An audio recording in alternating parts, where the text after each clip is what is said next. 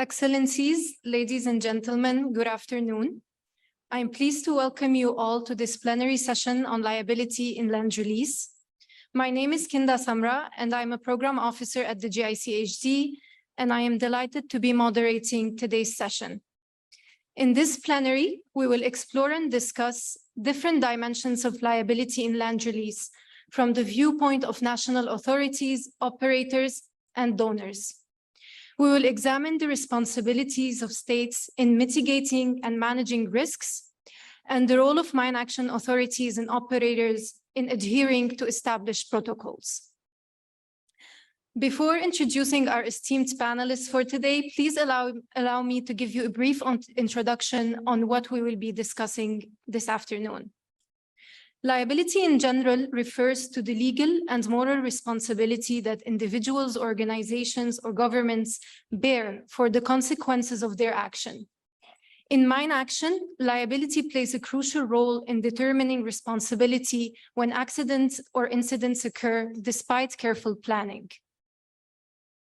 Determining who is liable in mine action can be challenging due to the involvement of multiple stakeholders, complex contracts, and varying regulations.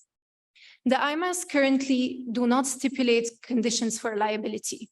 Instead, they offer guidance based on experiences and available evidence.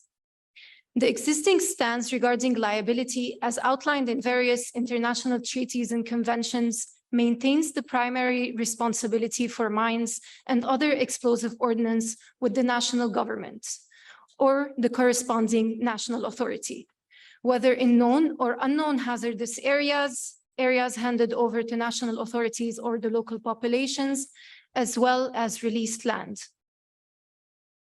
Determining liability requires a thorough investigation into the circumstances surrounding the incidents. Factors such as adherence to established protocols, proper training, equipment maintenance, and risk assessment are considered.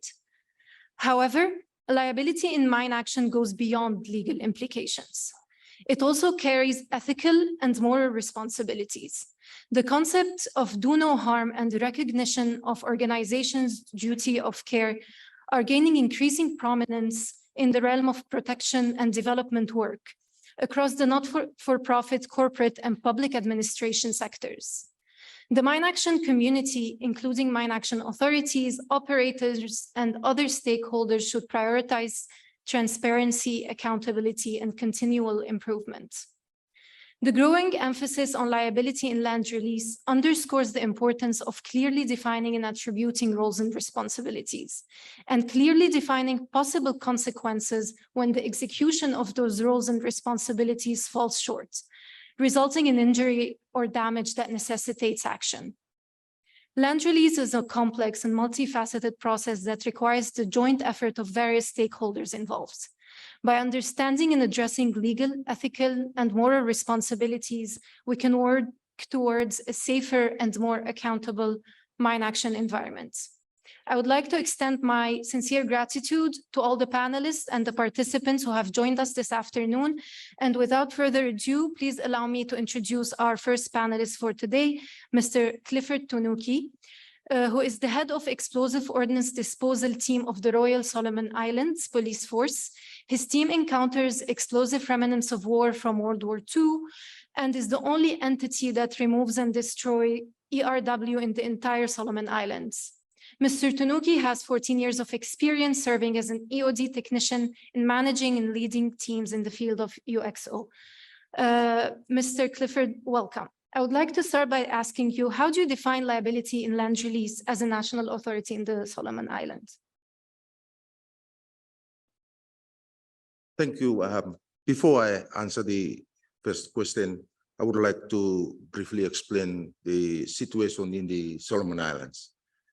Solomon Islands, a small country, lies northeast of Australia and consists of over 900 islands. The population is quite small at around more than 700,000 people. The Solomon Islands was the scene of many major battles between American and Japanese forces during World War II, with the result that 80 years Later, the country, Solomon Islands, is still littered with countless pieces of ordnances, unexploded ordnance. Over the years, we have found more than 172 different types of ordnance, and each year, a number of our citizens are accidentally killed or injured by UXO explosions. Moving now to the first question. We do not have an army in the Solomon Islands, so the response to the UXO threat rests with the police. The Ministry of Police, National Security and Correctional Services are the focal point within the government for UXO matters and act as the National UXO Authority. We have some legislation dealing with UXO matters, but it could be strengthened, particularly with regards to liability. We have a national UXO policy, and we also have a set of draft national UXO standards. At the operational level, the Royal Solomon Islands Police Force has an EOD team consisting of 27 men and 3 women officers trained to IMAS level 2 or 3. The police mainly respond to callouts when a citizen reports a UXO or an explosive ordnance, or what we call spot tasks. The police are the only agency in the country, as Kinda mentioned, authorized to move or destroy an explosive ordnance. The EOT team also does some limited area clearance tasks and some risk education in schools. In terms of liability, if a member of the police EOD team is injured at work, they are covered by the normal workplace health and safety cover. If the police EOD team causes an injury to a civilian person or property as a result of their work, then the civilian can claim compensation from the police. I would like to just mention one of our past experience, where in one of our UXO disposal operations, a piece of fragment flew into a roof owned by our local citizen, and the police have to pay for that damage to his resident. But other than that, we have strict safety procedures that are enforced prior to our UXO disposal operations. We also have 6 local UXO clearance companies who undertake area search tasks, either as subcontractors for international companies or for local landowners or for national projects. The regulation of local companies is weak and they cannot obtain insurance, so as compensation claims are settled locally. However, to mitigate claims, both the police and local companies, we use a landowner's form. We call it a consent form. So before any UXO work is undertaken on privately owned land, the consent form is purposely designed to have the landowner agree to the conduct of the UXO work, and they will not claim any compensation should there be damage to their property or land. International commercial UXO companies also operate in the country, usually in conjunction with major infrastructure tasks. Sometimes foreign military forces undertake UXO clearance exercises. Our national UXO policy is clear about the responsibility of foreign organizations. And I quote, it says, foreign militaries, commercial companies, or other organizations invited to work in the Solomon Islands will be responsible to arrange their own funding for activities or operations, including insurance and liability cover. All organizations must obtain registration and conclude a memorandum of understanding describing their funding and activities with the government of Solomon Islands before any work can start. The foreign militaries, commercial companies, and other organizations will be responsible to pay compensation for any damages they may cause due to negligence on their work sites in the Solomon Islands. in accordance with our existing laws. International UXO companies retain responsibility for liability cover for the areas they have cleared after work has finished and a clearance certificate has been issued. The responsibility only lapses if there is some change to the clear of land, such as the construction work starts or a landfill material is brought in. Yep. Thank you so much. So what are your main concerns regarding liability in land release in the Solomon Islands? Thank you. Until recently, the national response to the UXO threat has been ad hoc. However, in 2018, with assistance from GICHD, we have reviewed existing legislation and identified gaps. The Minister of Police was designated as our national UXO focal point. And a national UXO policy and an action plan were developed along with some draft national UXO standards. However, more needs to be done in this regard to allow the government to better manage, coordinate, and regulate the sector. In particular, we do not have what you call a mine action center. That is an office that can manage the day-to-day activities like planning, tasking, quality management, reporting, etc. We also do not have a complete picture of the UXO contamination in the areas where large battles occurred during World War II. Currently, we have a 10-year database that shows what has been reported and where. At present, historical records and local knowledge help with planning operations to areas to conduct UXO disposal tasks. Fortunately, with funding support from the USA, the Halo Trust are about to start a national UXO non-technical survey and establish a national database. When this is completed, we will be in a much better position to prioritize and plan our work. We have a problem in some remote areas of illegal dynamite fishing. We call it illegal dynamite fishing. This is where, fishermen take out the explosive remnants from war, and they found and make crude bombs, which they use to kill fish. This is dangerous to the fish, the fishermen, and the environment. And while it is illegal, it is very hard for us to police. Finally, 6 local companies are basically working in an unregulated way. The draft standard to cover licensing accreditation, but the standards, they're still in draft and are not yet enforced. The local companies need help with developing SOPs, training, equipment, etc. To date, as I'm speaking, our local UXO companies have not been able to procure insurance cover for the staff or liability cover. Thank you. And what steps should be taken to ensure addressing concerns regarding liability? Thank you, Inda.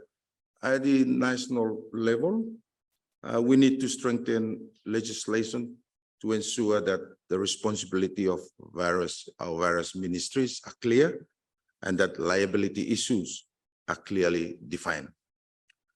At a national UXO coordination office need to be established and to include among its responsibility the authority to license, accredit, and check on UXO operators in the sector. This would also include accident investigation, this in conjunction with our normal police role, to determine if any fault or liability exists in case of accident. Police causing injury or damage to civilian properties, there is a need to strengthen relevant legislation to have a clear understanding on the nature of UXO risk versus property damage and civilians injured. Local companies need to be supported in developing SOPs with the aim of securing insurance cover. International company will continue to work under contract and MOU approved by our government, and they should continue to hold liability for cleared areas. Foreign military forces, the government will continue to negotiate status of forces agreements that include provision for liability in case they cause injury or damage to our civilians. Thank you. Thank you for that. And finally, how might the impact of new technologies, processes, or methods affect liability? Thank you. I'll be very short. New technology is leading to more accurate georeferencing of affected areas, which is important in determining claims for compensation in case of properties damage. Better equipment like deep search detector machines, underwater capability will help with quality control checks of clear lines, thus limit the possibility of liability claims against an operator. Thank you so much for sharing the liability consideration and the national UXO policy, as well as the challenges that you're facing and the way forward for better liability. Moving on, I would like to introduce Ms. Catherine Baker, who is currently the brand chief for conventional weapons destruction programs in East Asia and the Pacific, South and Central Asia and the Western Hemisphere in the Bureau of Political Military Affairs, Office of Weapon Removal and Abatement, PMWRA. She oversees a team managing U.S. foreign assistance funds to assist countries with the remediation of landmines and explosive remnants of war, as well as the physical security and safe management of conventional munition stockpiles. Welcome, Catherine. I would like to first ask you, how would you define liability in land release as a donor? Thank you, Kinda, and thank you for the invitation to participate in the panel. For a donor in affected states, humanitarian mine action is a crucial and life-saving activity. But liability in land release is no different from liability in other parts of mine action from the donor perspective. Explosive ordnance contamination is primarily and ultimately a national responsibility for the affected state. As donors, we have the responsibility to ensure that any national authority we support develops their land release process in line with their national standards, the international mine action standards, and best practices. And any operator that we fund implements that national process with clear operating procedures. It is important to bear in mind that a land release process is put in place to ensure that clearance resources are focused on land with actual explosive ordnance contamination. Focusing these life-saving resources on areas that have clear evidence of explosive ordnance contamination through a well-documented, transparent, evidence-based process keeps people safe. I think we all recognize that there's probably no 100% guaranteed clearance methodology. So a transparent, rigorous land release process mitigates risks so that states can balance these risks and the liability in a way that makes sense to keep their population safe. Thank you. And what concerns do you have regarding liability in post-conflict settings, transitional periods, as well as disputed territories? Okay. Thank you. The three situations I identified bring up a range of questions, and I don't think that there's necessarily a single set of concerns, except for protecting civilians and giving communities a sense of security. I think That first, in most cases, for situations when there's not a clear national authority, there is also not a systematic land release process. So our attention of operators is focused primarily on human security and maintaining impartiality consistent with humanitarian principles. As a donor, the United States requires all of the operators that we fund to conduct their operations consistent with international mine action standards. And we're operating in some areas now where we know that because of ongoing hostilities or unclear lines of authority, that there may need to be a more systematic clearance operation at some point in the future. In these cases, we take the international mine action standards as the guiding principle for our operators and request that they strive to be as transparent as the circumstances permit, considering the safety of all involved. And we encourage operators to share and or preserve the information about their activities to support the first stages of a land release process at a point when that type of process would make sense for the territory involved. Thank you. And what steps should be taken to ensure addressing concerns regarding liability? For us, starting from the international mine action standards, the land release is an evidence-based decision-making process that helps determine with confidence which land needs further action and which does not. The key element is a clearly articulated land release process from the national authorities that is transparent so that all participants understand their roles and responsibilities. National authorities must not shy away from leadership in this regard, and they should be thoughtful about how to best use their resources to keep people safe and transparent in the methodology developed. When the methodology and parameters of the land release process are understood, national authorities know how to plan for and advise communities about potential residual risk. And this brings up another crucial element, which is communication. Land release can be a dynamic process to ensure that it works well. So is everyone clear on what actions are being taken where, what clearance methodologies are being used? What steps should be taken, if any, if the community decides to change the use of cleared land? What should happen if explosive ordnance is discovered in an area that had been canceled, that had been cleared, or in an area that had not previously been suspected of being contaminated by explosive ordnance? Process should be able to provide guidance on how to answer and deal with these situations as they come up. Thank you. And finally, how might the impact of new technologies, processes, or methods affect liability? So we don't think that these items change the ultimate liability, but they can have a profound effect on the confidence that stakeholders have in the land release process and the perceived risk, especially by the affected communities. So I think there are a series of questions for any technology and methodology that's being used.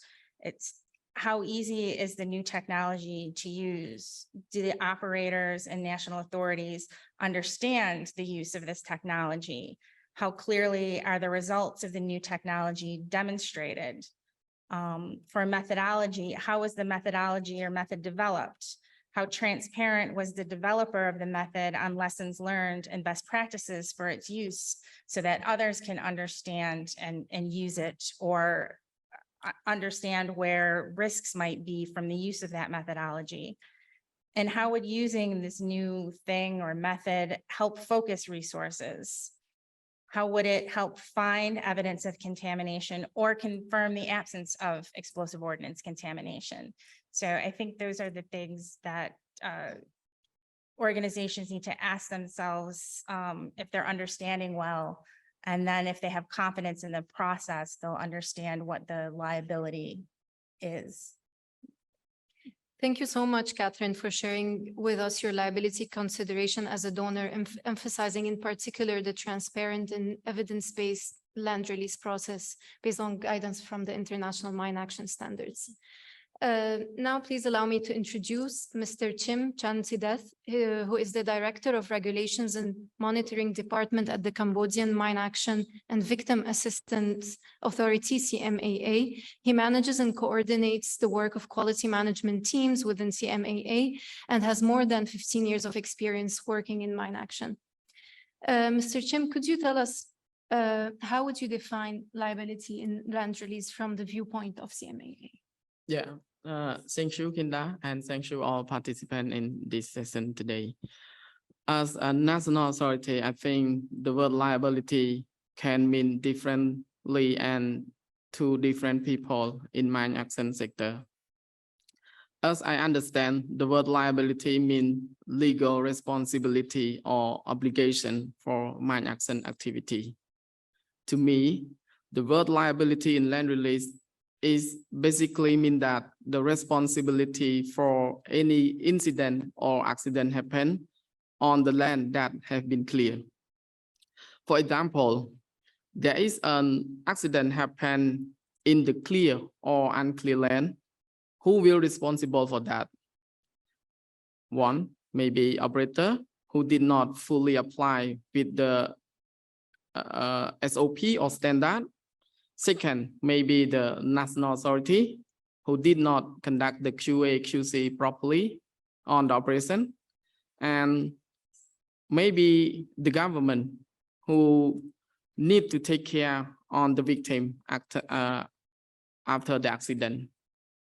Totally, as a national authority, it is important that the word liability is legally or correctly stated, and it should be included in the national standard.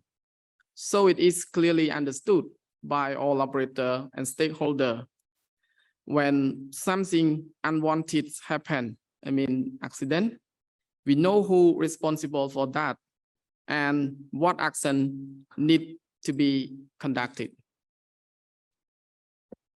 Thank you so much. And what are your main concerns regarding liability in land release as a national authority?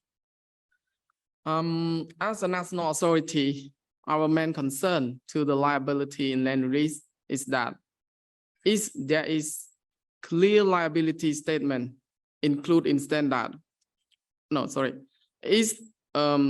Our concern is there is no clear liability statement included in our standard. If there is a clear statement on liability included in national standard, our concern is done. And the statement is understood and clear. For example, who and how will responsible for incident or accident happen. Although the mine action sector in Cambodia has been mature, it's starting long time, since 1992, but the issue on liability on land release has not been looked carefully. I think it's time for us and for all state parties to take this matter into consideration and include it in our national standard. And it should be well understood by relevant parties such as national authority, operator, and community or donor. Thank you. And what steps should be taken to ensure addressing your concerns regarding liability? To address the concerns in liability, I think the national authority should ensure that a liability statement is correctly stated and comply with the national law in Cambodia. Then we need to include the liability in our national standard. When this has been done, it is important for national authority to ensure that if there is any accident happen, who will be involved and responsible for, and how to address with this issue. Thank you. And how might the impact of new technologies, processes, or methods affect liability from the viewpoint of CMAA? Yeah, as I mentioned that we don't have or we did not include the liability in our standard. So it is a bit hard to identify how technology, process, or method that affect the liability. But as I'm sitting here, so I need to answer to Kinda. My personal idea, if our product are produced with high quality, so our liability is reduced unless the new technology and method have an effect on liability. For example, if we have a new method on land release, maybe let's say a modern land release, yeah, it's just an example, sorry for that. And that could release land more quickly and then current land release, but it's not provide enough safety. So it is likely to leave the item of mine or USO behind. And this kind of method that could be affect the land release, the liability. Thank you so much for sharing with us the CMAA's perspective on liability and the need for a clear statement of liability in your national standards, as well as clearly defining roles and responsibilities from all stakeholders. I would like now to point out that we have a change of speaker from the agenda. I'd like to welcome Ms. Jelena Kristic, representing the Serbian Mine Action Center. Ms. Jelena is the Assistant Director for Legal Affairs and Operational Support at the Mine Action Center of the Republic of Serbia. She supports the work of the center in management and planning, providing expert guidance and international cooperation. Jelena, how would you define liability in land release from the viewpoint of the Serbian Mine Action Center? Thank you, Kinda, for your question and for the invitation to participate on behalf of Mine Action Center of the Republic of Serbia. Liability refers to any legal responsibility, duty, or obligation that a country may have. Liability in relation to an adverse event, such as an accident or discovery of missed item in an area, is usually linked to non-compliance with an agreed policy, standard, or procedure. A well-documented, transparent, evidence-based approach provides mechanism for addressing question of liability in such a way that decisions makers at all levels have the confidence to take efficient and appropriate decision. Thank you. And what are your main concerns regarding liability as a national authority? So the main concern regarding liability is a possibility that a mine or other explosive devices may remain in the land after land release, so after a non-technical survey, technical survey, or clearance projects. And an accident occurs and someone is injured or killed. But if you have efficiency and effectiveness in quality management in procedure, which includes the application of quality assurance and quality control, the risk will be tolerably low.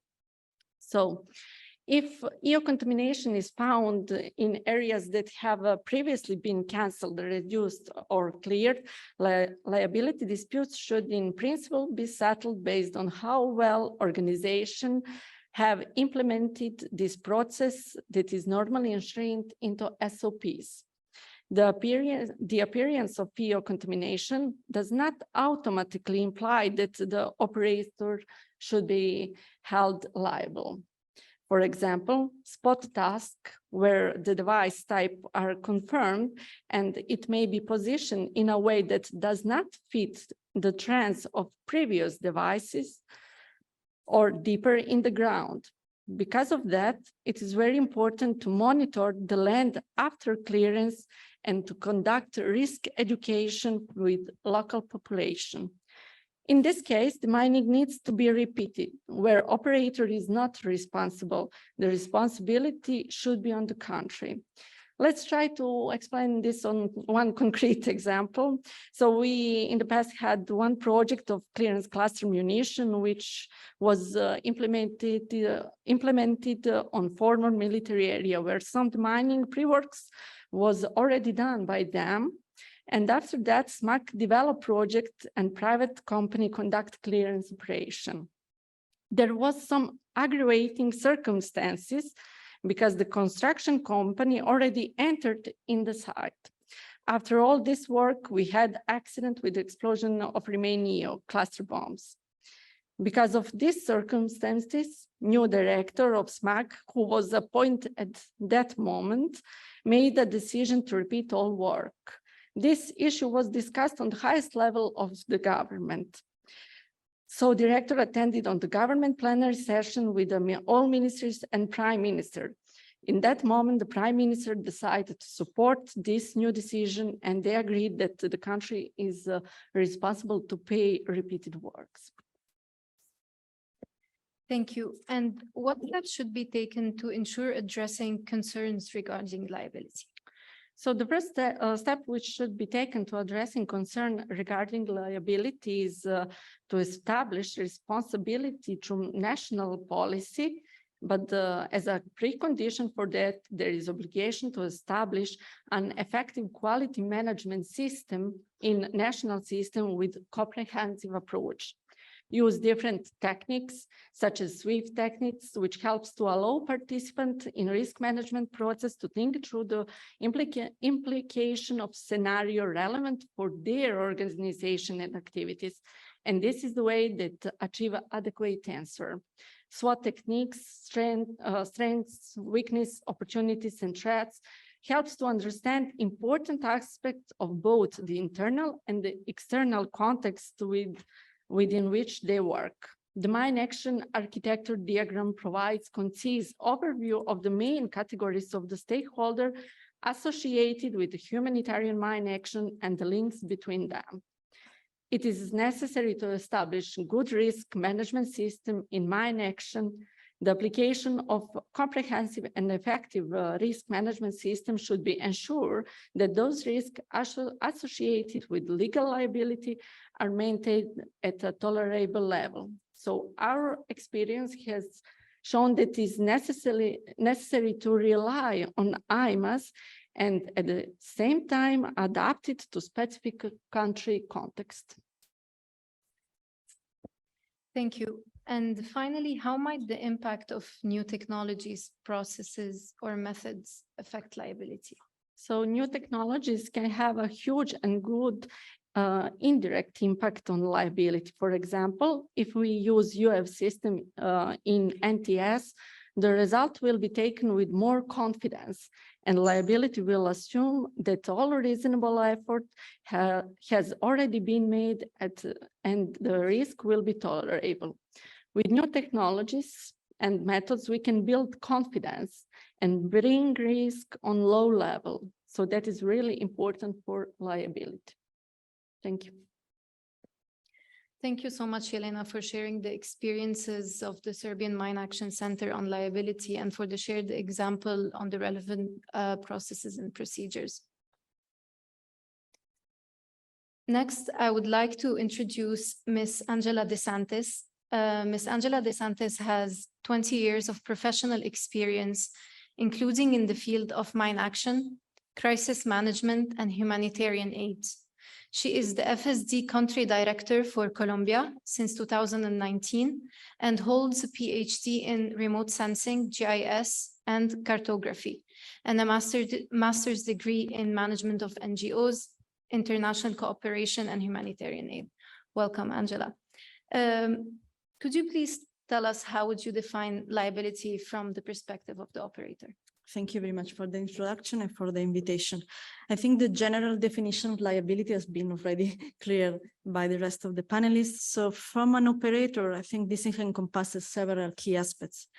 Mine action operators have the duty of care to ensure the safety of the personnel involved in clearance operation, as well to protect the local population and other stakeholders from the risk associated with landmine and ERW. This duty includes taking reasonable steps to mitigate risks, in providing appropriate training and equipment, and adhering to recognized standards and protocol. In fact, mine action organizations are expected to follow IMAS and national standards and regulation. Compliance with these standards helps ensure the effectiveness and safety of clearance operation. The failure to adhere to the standards may result in increased liability if an accident or an incident occurs. Mine action operators are responsible for implementing robust quality assurance measures to verify the accuracy and completeness of their clearance operations. This includes regular inspection, monitoring, and verification procedures to ensure that the released land is free from landmine and ERW. Inadequate quality assurance measure can increase the liability of the organization. Accurate and comprehensive reporting and documentation are essential for managing liability in land release. Operators should maintain detailed records of clearance activities, including survey data, clearance results, and any incident or accidents that occur. Timely and transparent reporting helps demonstrate compliance, due diligence, and accountability, reducing potential liability. Finally, engaging with local communities, authorities, and stakeholders is crucial in managing liability. Effective communication, consultation, and participation foster understanding, cooperation, and support for clearance operations. Building strong relationships with stakeholders can help address concern, mitigate risks, and reduce liability. In summary, it is important for mine action operator to understand and address liability concern throughout the entire land release process by implementing appropriate risk management strategy, adhering to standards, ensuring quality assurance, maintaining accurate records, and engaging stakeholders.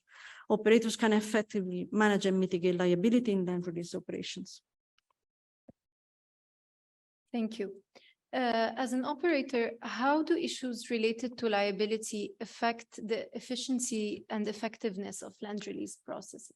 Yeah, I think we can see positive and negative effects on efficiency and effectiveness in land release. To one end, the fear of potential legal repercussion and negative public perception can make operators hesitant to take necessary risk or adopt innovative approaches. This cautious approach may result in a slow decision-making and conservative approach to land release, potentially delaying the process, which has been the case, for example, in Colombia for such a long time. The need to comply with international standard, national regulation, and legal requirement can impose also an administrative burdens on mine action. This can divert resources from land release activities. Financial implication can increase the cost and limit resources for essential tasks. Liability concern discourage innovation, and negative public perception and loss of trust can undermine land release effort. However, addressing liability concern appropriately can also contribute positively to efficiency and effectiveness. Liability concern encourage mine action operators to prioritize risk management and safety. By implementing robust safety protocols, providing proper training and equipment, ensuring compliance with standards, operations can reduce the likelihood of accidents and incidents, thus enhancing the efficiency and effectiveness of land release operations. Adhering to international standard and legal requirement can serve as a quality assurance mechanism. Compliance processes help ensure the land release activity are conducted in a systematic and accountable manner. Liability concern can also drive mine action operators to maintain accurate and comprehensive records of land release activities. Transparent reporting and documentation not only demonstrate compliance, but also provide valuable data for monitoring and evaluation, enabling continuous improvement and enhancing of overall efficiency and effectiveness.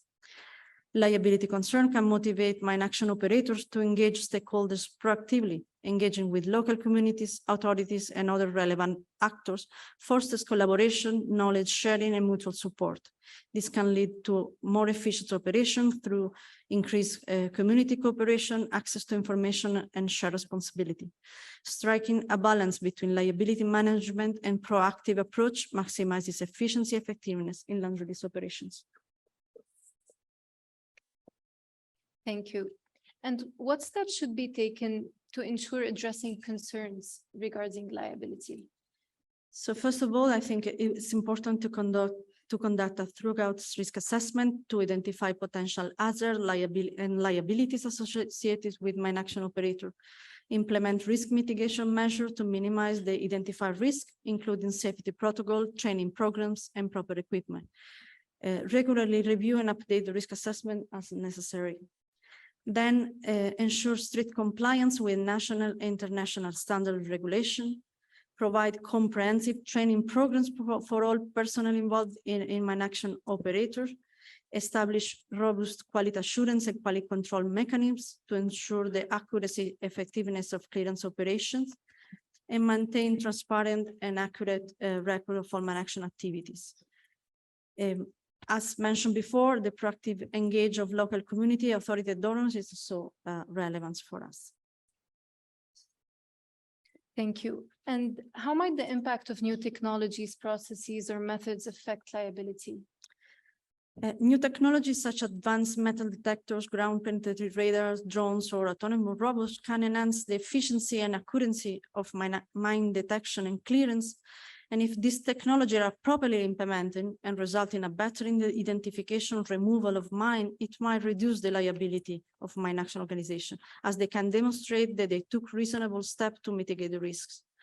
Remote sensing technologies such as satellite imagery and aerial survey, combined with advanced data analysis technique, can provide valuable information about mine affected areas. These technologies can aid in mapping and prioritize minefield, allowing mine action organizations to focus their efforts more effectively. By utilizing this advanced method, organization can demonstrate a proactive approach to mine action, potentially reducing liability. New processes and methods for training and capacity building can improve the skills and knowledge of mine action personnel. This can result in a better planning, execution, risk management during mine clearance operation. If organization can demonstrate that they have provided comprehensive and up-to-date training to the staff, it might reduce liability in case of accident or incident. The use of automation and robotics in mine action can reduce the direct involvement of human operator in a hazardous task, thereby minimizing the risk of accident and injuries. However, liability may arise if there are malfunctioning or errors in automated system.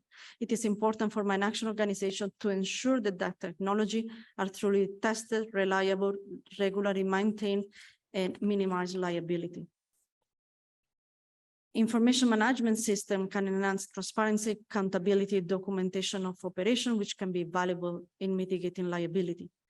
Despite the potential benefit, it is essential that mine action organization and national mine action authority are aware that new technology, processes, and methods also carry their own challenges and risks.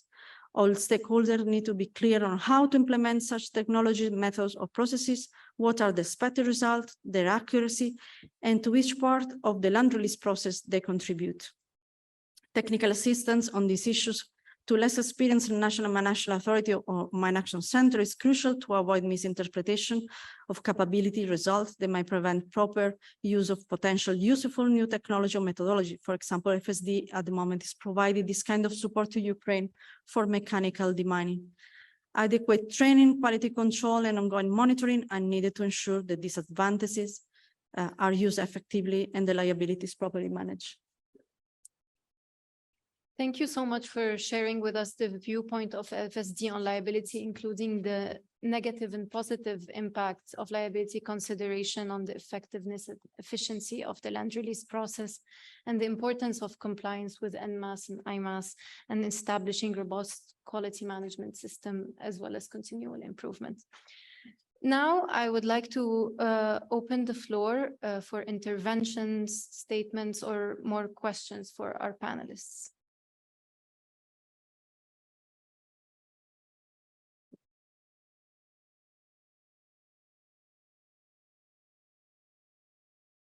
Yes, please.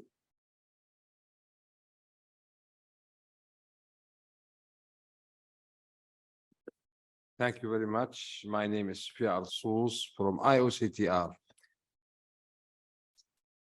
I just want to comment for the bunch which says that the operator have a responsibility.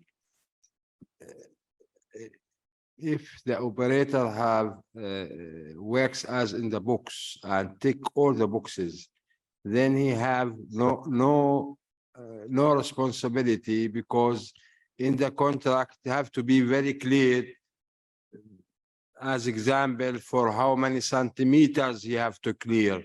If the contract says 15 centimeters or 20 centimeters, and he'd find it in 30 centimeters, it's not his responsibility.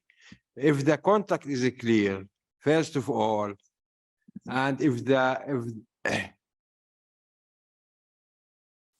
the operator have do according to the IMAS and for local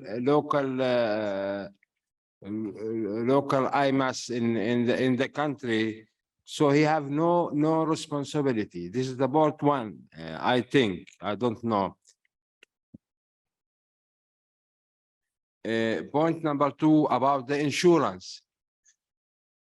Insurance have to be for all the parties, not only for the operators, or it have to be also for the third party. And this is definitely, there are some companies who can do this. It's very expensive, but a life of person is more expensive than the insurance company. If the local country have no insurance company to cover this, there's something I think names reinsure.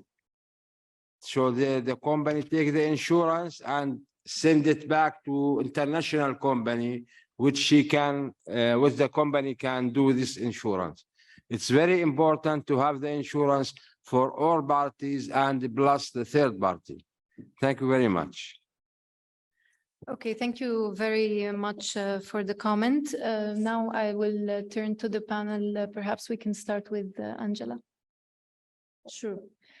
Yes, I think the comment is in line with what I was commenting before, that in order to demonstrate that the organization ticked all the boxes, we need to have the documentation, we need to have clear SOPs, we have to have clearance standards, and only after all these steps, we can demonstrate that we did our job properly and with all reasonable effort.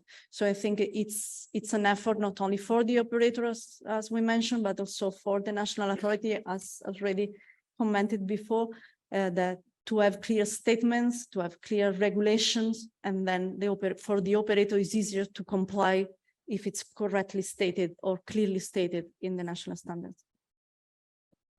Thank you, Angela. I would like to ask our panelists if anyone else would like to reflect on the comment. Okay, thank you. We'll take more. Yes, please. Thank you. جنرال جهاد بشعلاني، المركز اللبناني للأعمال المتعلقة بالألغام. يعني أنا حابب أسأل سؤال عن اللايبيليتي، خاصة إنه المركز اللبناني هلا عم نقوم بدراسة عن المسؤولية العملانية والمسؤولية التشغيلية بالمشاركة مع مركز جنيف الدولي. مثل ما سبق يعني بعرف هذا الموضوع كتير شائك ومعقد، لأنه بس نحكي بموضوع قانوني يعني شغلة شوي صعبة. نحن كمركز لبناني بنطبق المعايير الدولية وبالتالي المعايير الوطنية، وبالتالي كمان بنقوم بكل الجهود الممكنة لتسليم أراضي نظيفة خالية من الألغام بنسبة 100%. بس ما في شيء يسمى بعمليات تنظيف الأراضي من الألغام والذخائر الغير منفجرة بنسبة 100%. حتى المعايير الدولية والوطنية بتقول إنه في شيء اسمه ريزيال ريسك أو الأخطار المتبقية، وبالتالي بما إنه في أخطار متبقية الحادث ممكن، وبس نحكي عن حادث يعني صار في مسؤولية. بما إنه الشركات قامت بالجهود الممكنة ونفذت كل الإجراءات المطلوبة منها، وبالتالي المكاتب الوطنية كمان قامت بالمراقبة اللازمة الداخلية والخارجية. يا هل ترى المسؤولية هون في حال صار أي حادث تقع على عاتق من؟ يعني هذا سؤال على طول بينسأل، ويمكن هاجس كل المكاتب الوطنية. هذا من بعد تسليم الأراضي المسؤولية تقع على عاتق من، وخاصة أنه تم القيام بكل الجهود الممكنة لتسليم الأراضي خالية من الألغام. وشو هي القوانين اللي ممكن تقترح من قبلكم؟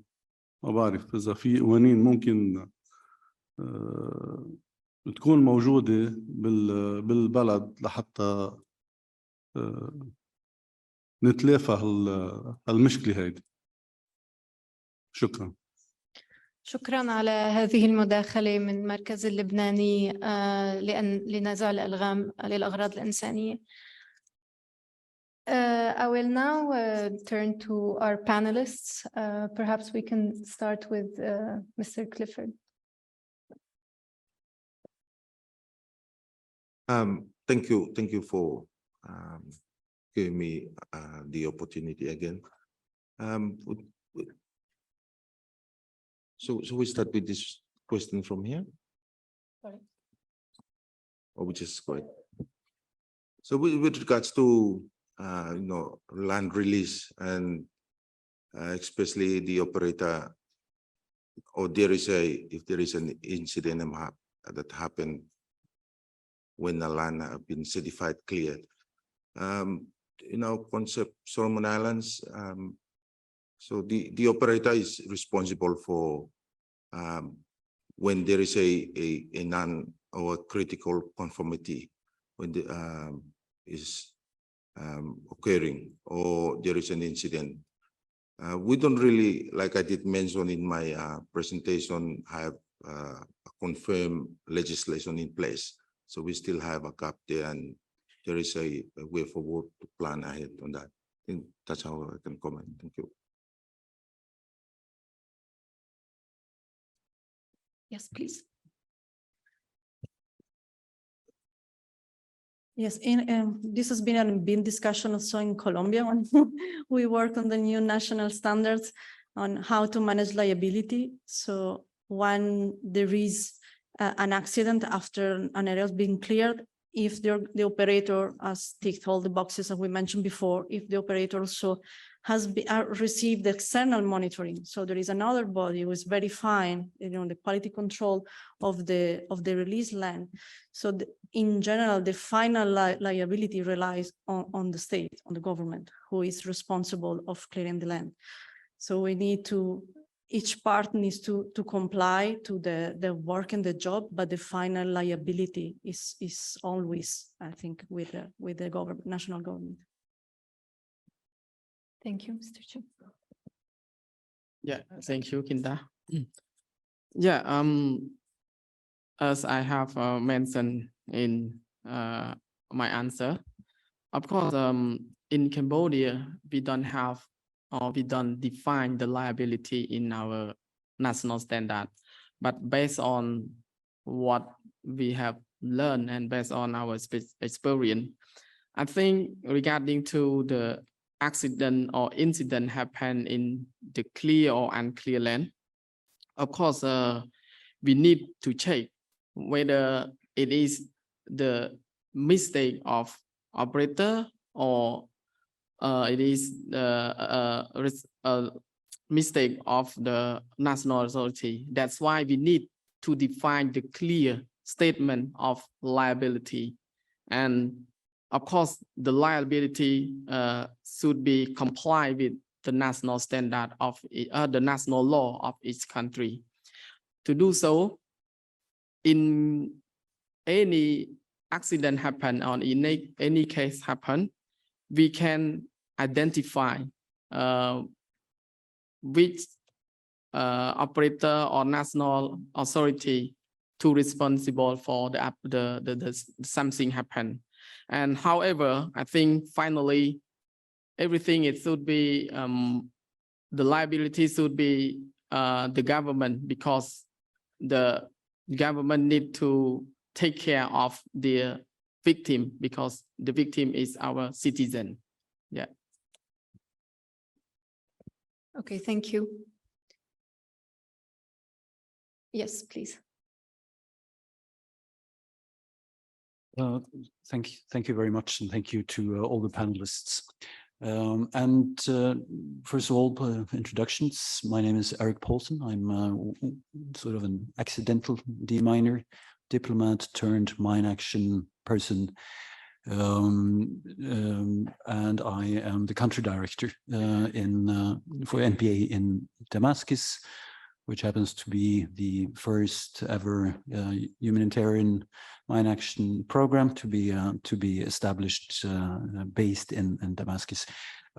Apologies for taking or making a remark, sort of moving slightly in another direction than the sort of main thread of the discussions we've heard from the panelists. But I would like to highlight conflict sensitivity concerns, and in particular house and land and property rights, as indeed a liability, or at least an impediment to mobilizing support for mine action in government-controlled areas of Syria. I do experience that it is a real sort of one of the main factors why a number of major mine action donor countries are hesitant to move into government-controlled areas, the mine action sector there, because and it is indeed one of the factors that they highlight as one of the why they come to the conclusion that government control is just too high risk. So I would like to end also with an appeal to those donors, because I mean some of the concerns donors still harbor are sort of a bit outdated, because they're largely based on mere assumptions made years ago at a point in time when nobody had ever done mine action in government-controlled areas of Syria.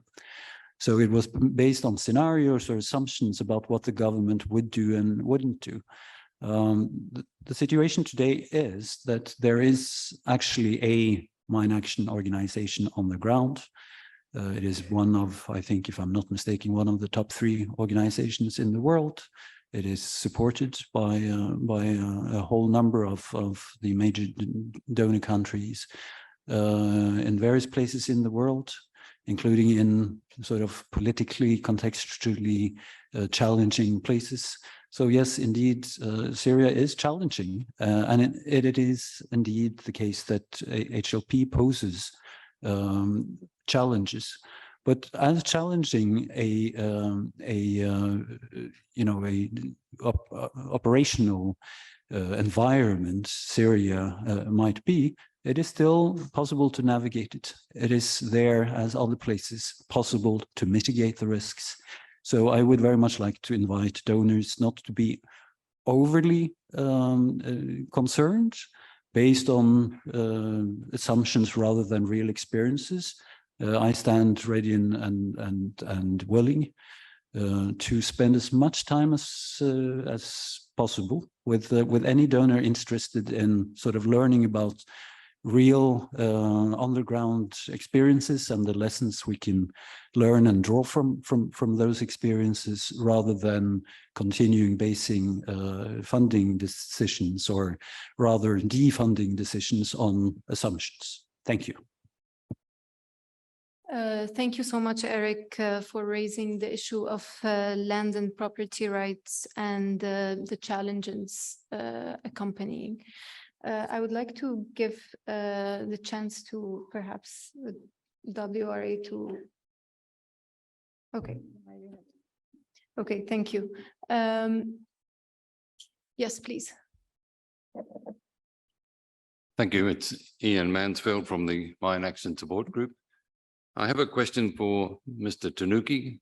You mentioned that if the police or local company go to do some work, you get the landowner to sign a certificate waiving their rights. I was just curious, what's the content of that landowner certificate, and whether it's ever been challenged legally, and what do you do if the person refuses to sign that waiver? Then I have a second question for Cambodia and FSD. We've had this discussion about if the operator ticks all the boxes, but in IMAS it talked about handover certificate or completion certificate. you know, do you use these? Are they in use where the person that's done the work, the operator, gets a written certificate and transfers the responsibility back to the person who asked for the work to be done? Thank you.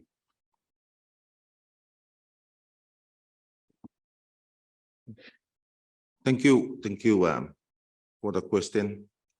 With regards to the form that we use to sign with the landowners, that form is purposely the landowner to agree with the government and the operator.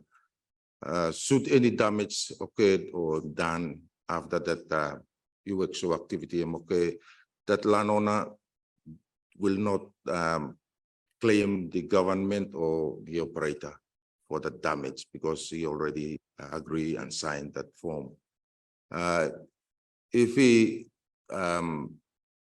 don't or disagree or doesn't want to sign that form, then like if we want to dispose of a particular item of explosive remnants of war, then that item will remain in his land or in his property because of he don't want to sign that form.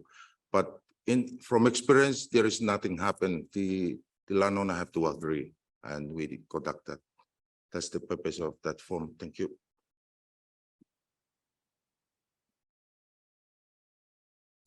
Yeah, thank you. Respond to your second question on if there is any accident happen on the clear land, and is this should be responsible for the landowner or what? Based on our experience, it is not the responsibility of the landowner, because if any accident happen, we need to check whether it is the mistake of operator that could not clear the land properly or could not apply with the SOP, or we can check whether the accident happened from the mine or USO, that the mine or USO is, it's moved from other place to the land, or it is under the depth that the standard set. So we need to check on this. So it is not the responsibility of the landowner. Okay, so for FSD, of course, the handover procedure is stated in the national standard of each one of the country we are working in. So for example, in Colombia, yes, there is a completion report submitted, then there is the final quality control, external monitoring to the operator. And when all these steps are concluded, there is the formal handover, which includes also the signing on of the handover form. So in theory, the responsibility is passed to the government and the local owner. There is a residual 6 months responsibility for the operator in Colombia, where they need to still do EORE efforts with the community. But after these 6 months, so there is the residual contamination process, which is in place. So in case of an accident, there will be an investigation to check where exactly the accident occurred, if it's inside the area cleared, outside the area cleared, what happened there, who is responsible, if it's below the minimum depth for clearance. So all these steps are taken afterward. Yeah. Thank you.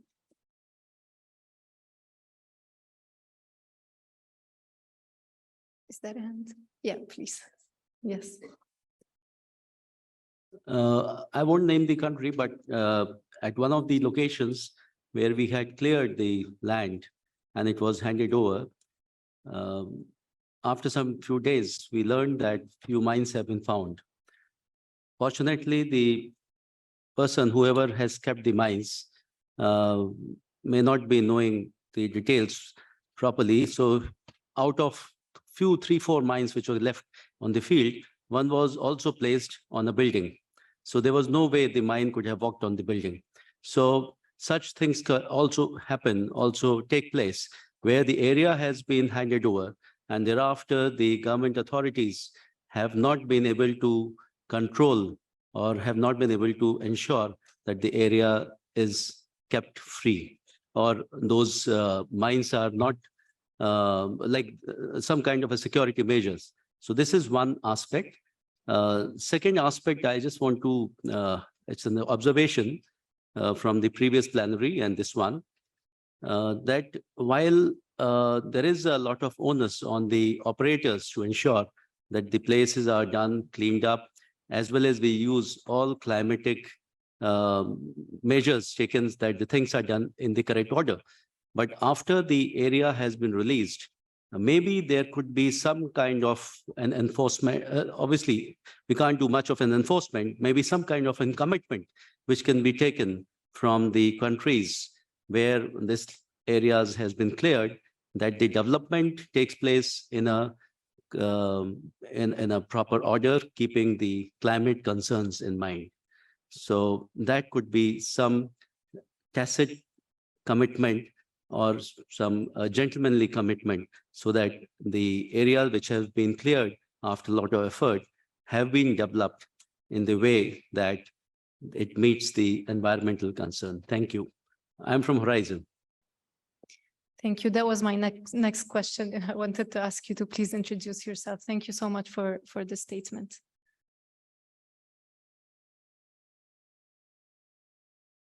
Okay, so if there are no more questions, I would like to thank all the panelists and the audience for participating in this session. The discussions we have shed valuable light on the complexities and challenges surrounding the issue of liability. It is through open dialogue, collaboration, and shared commitment to accountability that we can continue to strive for enhanced practices and ensure a safer and more effective mine action sector. Thank you and have a good evening.